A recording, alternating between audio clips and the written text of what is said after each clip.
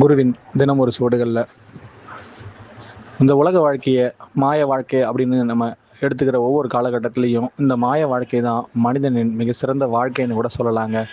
மாயம்ங்கிறது எல்லோருமே தனக்குள்ளே இருக்கிற மாயத்தை தான் அறியணும் அப்படிங்கிறத கூட தனக்குள்ள மாயங்கிறது ஒன்று இல்லை, அப்படி இருக்குது, இந்த ரெண்டுத்துக்கும் நடுவில் ஒன்று இருக்குன்னா அதையும் உரைக்கக்கூடியதாக கூட இருக்கலாங்க.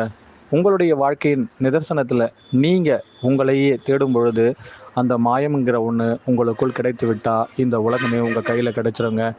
இப்போ மாயம்னா சில பேர் சொல்லுவாங்க, தொலைந்ததுன்னு கூட சொல்லலாங்க. அப்போது நீங்கள் யாரை தொலைச்சிட்ருக்கீங்க? தொலைந்த ஒன்றை தேடுகின்றேன் நான் பல்லாண்டு காலம், என் பிறப்பிலிருந்து இறப்பு வரை. ஆனால் தேடிய பொழுது நான் கிடைத்து விட்டேன். பிறகு இவ்வுலகமும் எனக்கு முழுமையாக கிடைத்து விட்டது. ஏன்? மீண்டும் எல்லோருமே நாம் எடுத்த அவதாரத்தின் அற்புதத்தை உணர உணர உங்களுக்குள் எது மாயமாக உங்களையே தேட வைக்கின்றதோ அந்த மாயத்தில் நீங்களும் மறையாமல் உங்களை நீங்கள் கண்டுகொள்ள உங்களுக்கு ஒரு வாய்ப்பு யார் கொடுக்கின்றாரோ அவரே உங்களுக்குள் மாயன்.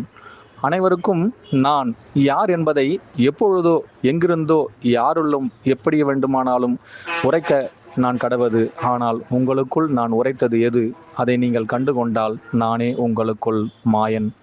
அனைவருக்கும் குருவே சரணம். குருவடி சரணம். திருவடி போற்றிங்க.